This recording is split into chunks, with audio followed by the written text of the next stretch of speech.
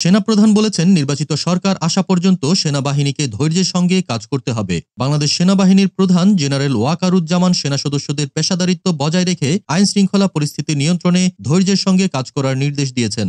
তিনি বলেছেন, যতদিন পর্যন্ত দেশে একটি নির্বাচিত সরকার দায়িত্ব গ্রহণ না করে ততদিন সেনাবাহিনীকে দায়িত্বশীল ভূমিকা পালন করতে হবে এবং অপ্রয়োজনীয় বল প্রয়োগ থেকে বিরত থাকতে হবে।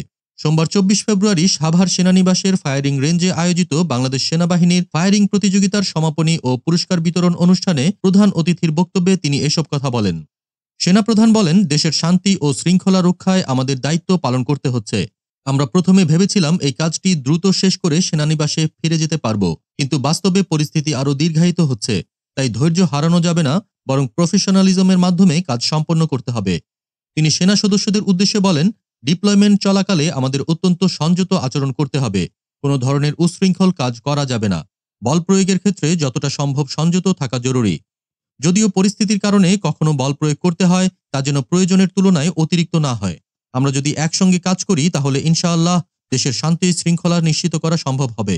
এদিকে আন্তঃবাহিনী জনসংযোগ পরিদপ্তর আইএসপিআর জানিয়েছে, সেনাবাহিনীর সদর দপ্তরের ৯ পদাতিক ডিভিশনের সার্বিক ব্যবস্থাপনায় গত ১৮ ফেব্রুয়ারি থেকে শুরু হওয়া ফায়ারিং প্রতিযোগিতায় সেনাবাহিনীর বিভিন্ন ফরমেশন, লজিস্টিক্স এরিয়া, ৫টি স্বতন্ত্র ব্রিগেড এবং প্যারা কমান্ডো ব্রিগেড সহ মোট ১৭টি দল অংশগ্রহণ করে।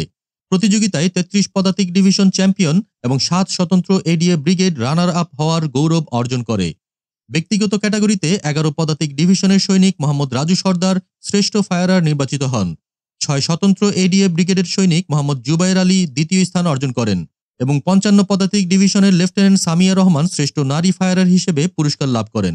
সিএএস ট্রফি ফায়ারিং প্রতিযোগিতা ২০২৪ এর মাইনর ইউনিট ক্যাটাগরিতে ad hoc ৪৭ mortar regiment artillery champion এবং সদর দপ্তর ১০৫ পদাতিক ব্রিগেড রানার আপ হয়।